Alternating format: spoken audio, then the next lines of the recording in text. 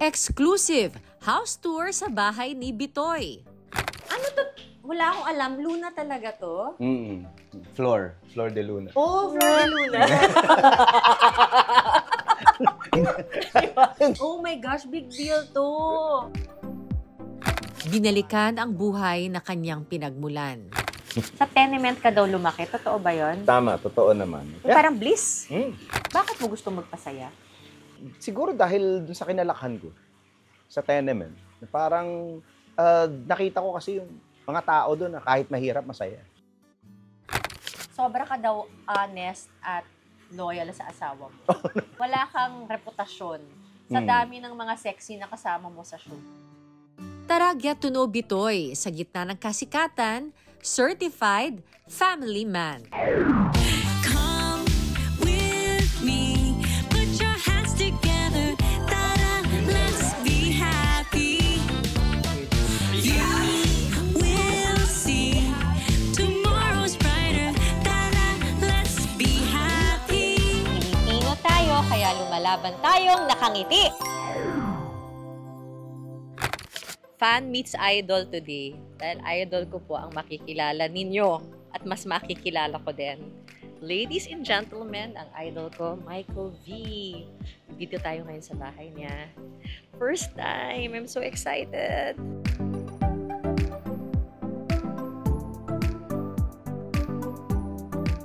Hi!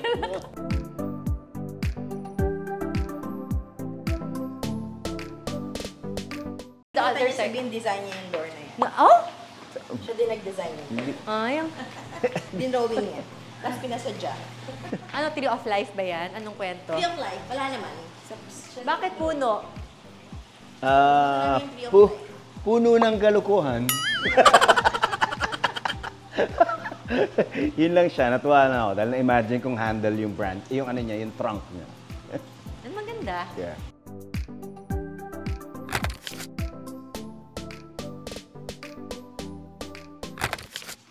Ay, panalo to ah. Oo, para nakaka... Tapos pagka yung walang tubig, dito ka na maliligo.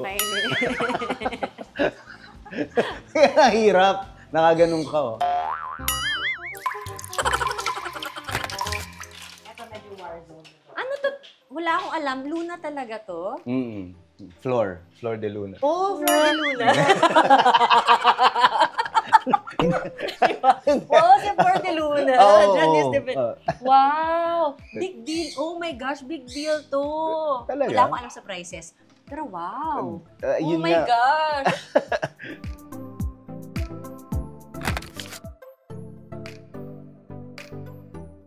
Ay, ba't gusto mo ng high ceiling noon, sabi, dream house mo? Wow, ganda nito! Maganda yung acoustics. Ito importanteng makunan mo. Liga. Ano yan? Dito. Kunan mo tong part na to ng ano. Tapos sa banda dito sa dulo. Okay. Closer. Ayan. Yan. Whenever I see girls and boys selling... Kainin mo, Tito Joe? March pa lang. Sumisilip na. March pa lang sumisilip na. Do you play? Oo. Sample na. Sige. Sample lang ako kayo, ah.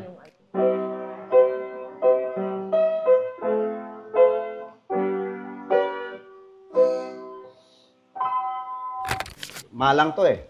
Dalawang malang. Yes. Malang, that is a Soler. Oo. So, 3 paintings na actually medyo, pag inisip mo yung presyo niyan, medyo malaki. Pero ito, napanalunan ko sa raffle. Ito, simbahan. Hindi siya May director ako. Raffle tickets for a fundraiser. Of the 4, 3. Dapat ito, yan siya yan. 3 yung napanalunan ko. 3 tickets niya nanalo. Oo. Magkano lang yung tickets? Parang 5,000 pesos yata. Fundraising para siya sa... somewhere at Madrid. Uy, pag meron ulit, let me know Simbahan. sa saga. Hindi swerte siya sa raffle, di ba? Sa ABS, nanalo ko ng kotse dati. Tapos, yung pangyayari na yon is the basis for the pilot nung Pepito Manalo. Oh!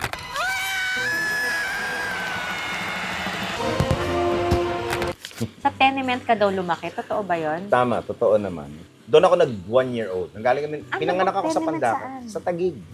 Yung famous basketball court na pinupuntahan nila LeBron James. Yun yung tenement na kinalaki. Parang housing? Yeah. Parang bliss? Mm. Oh, pinanganak ako sa Pandacan, sa Manila. Pero nag 1-year-old ako doon. Lumipat na yung parents ko. Lumipat na kami doon. Tapos, lumipat kami doon. My sister, na 2 years older than me. Tapos, hanggang nag-20 years old na yata ako, doon kami nakatira. Kumusta buhay? Okay naman. Alam mo, hindi ko alam kung magaling na artista lang yung mga magulang ko, pero parang hindi ko naman naramdaman na mahirap kami. Ang sinasabi nila palagi pagka nasa mga housing projects na ganyan, mahirap dahil unang-una, mura ang doon, mura ang rent.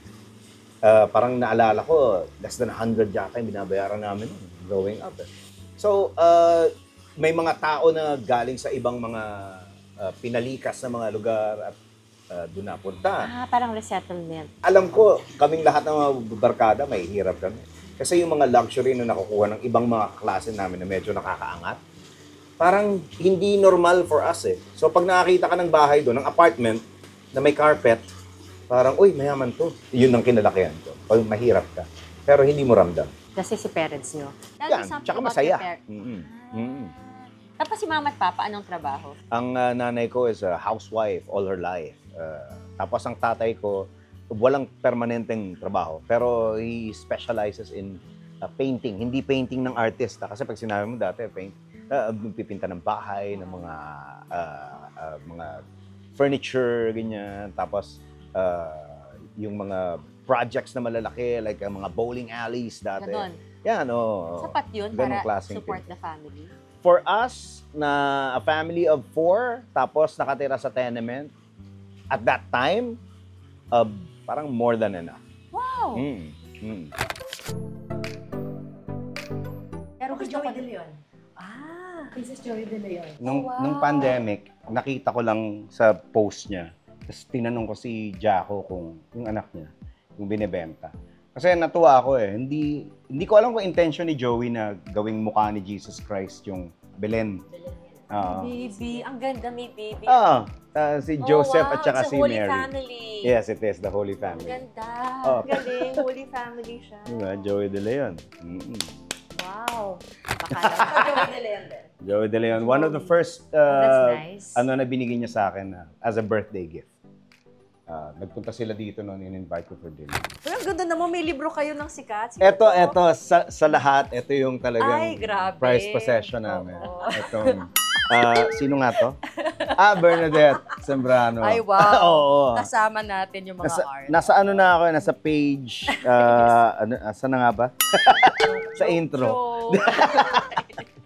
Basahin ko to, promise.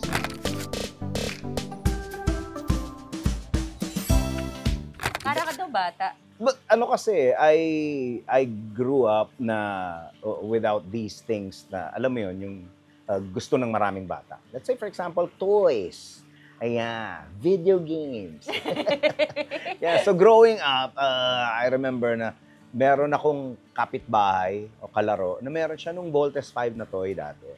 Tapos, syempre, wala naman kaming pambili. Gustong-gusto ko magkaroon.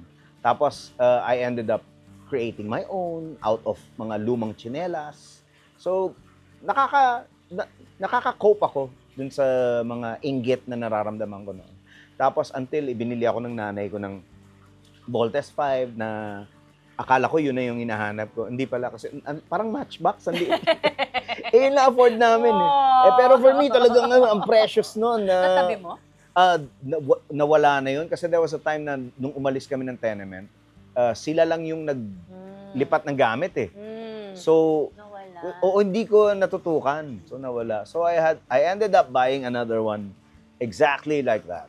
Na parang pagka nade-depress ako, tapos parang feeling ko gusto kong maramdaman uli yung joy na naramdaman ko dati. Hinawakan ko lang siya, tignan-tignan ko na gano'n. Tapos, mabalik lahat ng memories ng ginawa mo dun sa, naging buhay mo dun sa tenement. Pero nung papasok ka ng showbiz, nahirapan ka ba? Well, yes. So, kasi hindi ko na anticipate yung demands ng show business na if they give you a schedule, you need to be there. So, paano ka makakapunta ng wala kang sasakyan na sarili?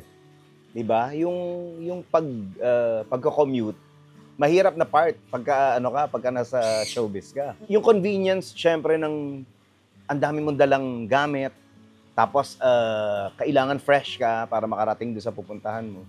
wala yun pagka nagko-commute ka So, entering show business, yun yung pinakamalaking hurdle ko. Parang, paano ko darating dito sa kailangan kong puntahan na matino ang itsura ko, mukhang mabango pa rin ako, at saka madadala ko lahat ng gamit. So, yun yung una kong pinagpundar. Pundar ako ng kotse, second hand. But anyway, ganun talaga. Nakikisakay ako dati sa sa mga delivery service ng uncle ko. Talaga? Yung uncle ko kasi taga Navotas. Working student ako sa kanya. Yung may factory siya ng mga seasonal decorative items. And I was doing yung mga prototypes. Ako nag-drawing ako, nag-sculpt ako. Ay, gusto ko pala pakitan mamaya. Wala din naman. Kaya magdo-drawing ka. Magaling ka mag-drawing. Oo. Anyway. Nakuha mo yun sa papa mo. Yes.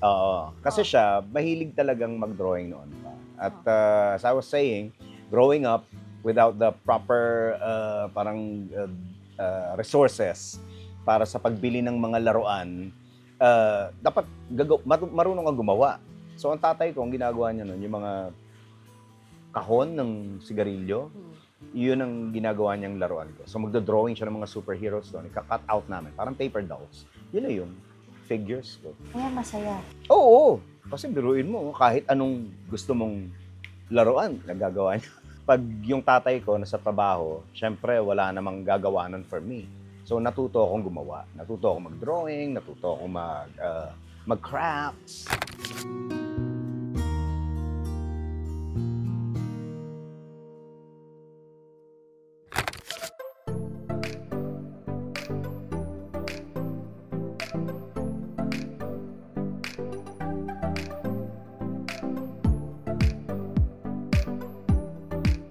Ito na Ang sasalubong sa iyo, ito.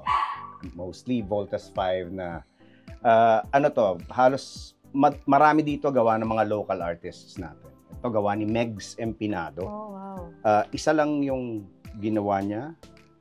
Ito lang. Although nasa kanya naman yung master copy.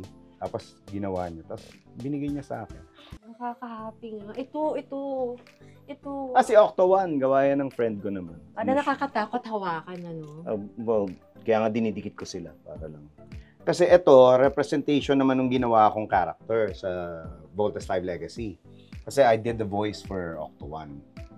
So, ang ginawa niya, idea niya, paano ko ba gagawin to si Octo One na parang Michael D? This represents me being the rapper. Bubble Gang. Kasi dun sa Bubble Gang. Tapos, yung ginawa kong parody ng yung sa Lola Amor. Yung waiting here sa pila para sa isang kape. Yan. Yan yung pinagsama-sama niyang ni Michael B. Itong room na to, this is where he spends most of his time. Not most of my time. Some of my time. Entertainment. Tapos, video games. Tapos, dyan ako nagre-recording. Nagre-record ng? Any project. Let's say, for example, voiceovers, ganyan, para sa commercials. Yung mga parodies. Like the last time I did a parody here, yung sa Bini, dito ko tinapos. Tapos yung Salarin, yung Lagabog, na ginawa kong padabog. Tapos yung kay Skastacli. Gusto ko nang bumigay. Dito siya. Ito video game station. Madalas dito ako. Anong games ang Saan ka? PS5. There was a time na meron akong hardware syndrome, yung mahilig ako sa consoles. So, parang lahat ng game consoles, kailangan meron ako. Dumating yung point na meron ako ng Nintendo, meron ako ng Xbox, meron ako ng PlayStation, meron ako ng mga Sega, Atari. Sa lahat ng lumabas, hindi niya pinala. Oo, kaya lang habang dumadami yung trabaho mo, kumukonti yung time mo for gaming. So, parang minsan may sisimulan ako na game, tapos hindi ko matatapos. Kaya ngayon ang ginagawa ko, one game at a time, tatapusin. Kaya inaabot ako ng umaga.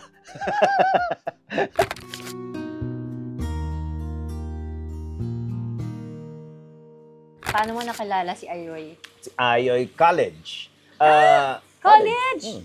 Sige, tuloy. Magkapareho kami ng school, PLM. Tapos pag kami mga projects sila, ng mga plays, ganyan, kailangan nila ng actors, kami yung kinukuha nila. Doon kami nagkakilala. Ilang taon ka ng kasal? More than 30 na kami sa civil. Tapos 27 na sa ano, sa church. Sobra ka daw honest at loyal sa asawa mo. There's no other way to do it. Parang pagka husband ka, yun lang talagang dapat mong gawin. Wala kang reputasyon sa dami ng mga sexy na kasama mo sa show. Happy ka ba? Para wag ka mabitin, please like and subscribe to our channel para makagawa pa tayo ng mga inspiring at nakakahaping mga content. And don't forget to click on that alert button. Now na! Maraming salamat! Be happy! Wala ka daw reputasyon na gano'n. Ay, para sa akin, pinaka-sexy pa rin, Mrs. Maganda ang misis. Pinakamaganda. Pero, yun yung tama. Pero bakit gano'n ang naging direksyon mo? Una, dati, parang una syempre yung loyalty mo sa partner mo, di ba? Tsaka yung vows na binitawan ninyo. That's number one. Tsaka yung pagiging katoliko namin. Pakasal kami sa church, parang kakahiya naman. Di ba, madalas na sinasabing reputation ng mga komedyante raw, babaero, ganyan. Parang, maiba lang. Hindi naman kailangan ganun talaga. Tapos, most of the materials that I do, there was a time na gumagawa ako ng pelikula, nagbibida na ako. The writers are attempting to put something like that. Na parang, may kissing scene dito. Ang partner mo dito is a sexy star, na ganyan. Pag tinanggal mo tong eksena na to, mag-move ba yung storya? Parang, pwede naman eh. As a husband, thoughtful. Nice. Sabi nga ng mga anak ko, ang love language niya, he showers you with gifts. Pero siguro nga, having come from where we did, pareho kaming humble beginnings naman. Laki sa tenement, ako laking tondo. Diba? So, we grew up with bare necessities ba? Alam mo? So, Pero we never felt poor. okay lang. So, i-enjoy mo lang. Mas masaya lang yung when you look back na parang kami how far we've come, di ba, from where we started. Message asawa mo. Alis muna ako. O magtatakip na lang ako ng tenga. Hindi, yun lang naman eh. Just keep doing what makes you happy. Kasi pag masaya ka, mas makakapagpasaya ka eh. Parang, Tama. yun lang yun. Parang, Ang hirap magpasaya pag hindi ka masaya. oo. Di ba? You cannot give what you do not have. Keep doing what makes you happy. Hey, you make me happy. Hoy, good news! Sunday night na! Bubble Gang na! Yung Bubble Gang, ikaw na yung brainstorm. Naging creative director na ako. Kasama dun sa sa position, yung talent at saka And creative that's director. what you wanted. Yeah, in a way, yes. Parang there was a point kasi na may ideas ako na minsan nare-reject or minsan na-dismiss. So parang feeling ko, ano kaya ako nabigyan ng chance to? Baka naman mag-work. And yung Bubble Gang nagbigay sa akin ng chance na magawa. Shocks, and 30 years. 30 years. Still going strong. At top rater pa rin. Proud of you. Proud of the show. Thank you.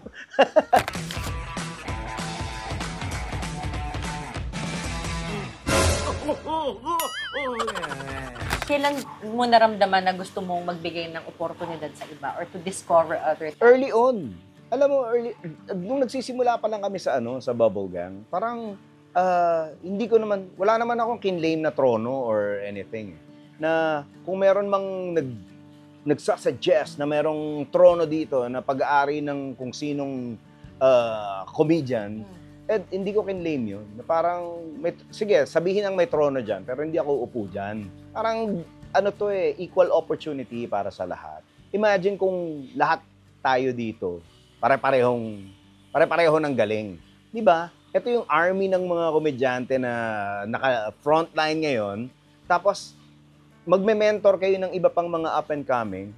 Can you imagine kung gaano karaming comedians yung magagawa natin? Yung masaspawn natin. Tapos lahat yan, may capability to entertain a number of people. Di ba, mamumultiply mo yun in droves. At madaming sasaya. Tama, di ba? Wow, to pave the way for so many other comedians, no? I don't want to think of myself as that, pero yun yung objective. Kung kung ako'y masusunod, parang yun ang gusto ko mangyari para sa industry. Oo. Ilang taon ka na? 55. Tama ka, shingles na nga ako eh. Pinili ko. Kasi iniisip ko hanggang kailan mo kayang gawin to? Or gusto mo bang gawin to habang buhay? Not necessarily. I mean, syempre gusto ko rin ng... Parang Dolphy. Yung nagpapata. Or bossing. I'd like to be in the industry for as long as I can. Bakit mo gusto magpasaya? Siguro dahil dun sa kinalakhan ko, sa tenement. Parang nakita ko kasi yung mga tao doon na kahit mahirap, masaya. So parang it doesn't matter kung ano yung estado mo sa buhay. Ang mas importante yung masaya ka. Meron bang time na gusto mong seryosohin ka pero natatawa pa rin sila Ay, sa'yo? meron, oo. Oh. Yung firstborn ko, nung pinanganak yan, nagkaroon ng retraction sa lungs. So parang may water siya sa lungs. Okay? So hindi ka agad nakalabas ng hospital. Ang alam ng misis ko, walang problema. Tapos hindi ko masabi sa kanya. Tapos every now and then, pinupuntahan ko dun sa sa incubator yung anak ko. Tapos mabalik ako kay misis. Tapos biglang may lumapit sa akin, gusto magpa-autograph. Tapos parang ini-expect na magpapatawa ako. So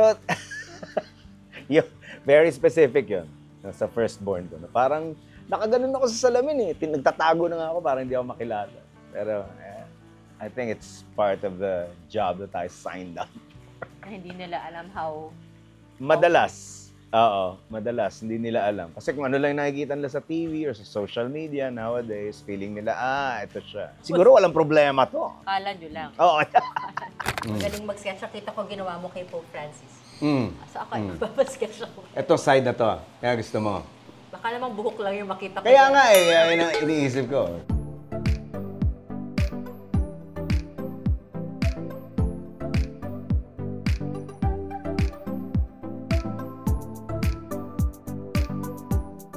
That's all the time we have. Uy! Kamukha ko. Hindi, ayan.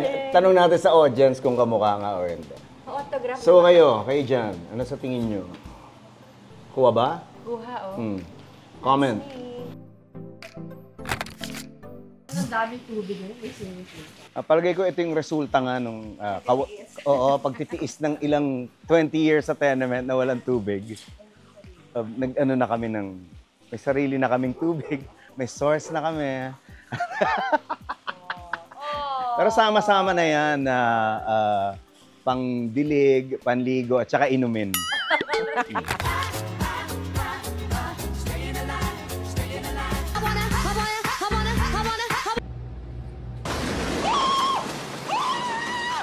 And that's the other side of Michael V.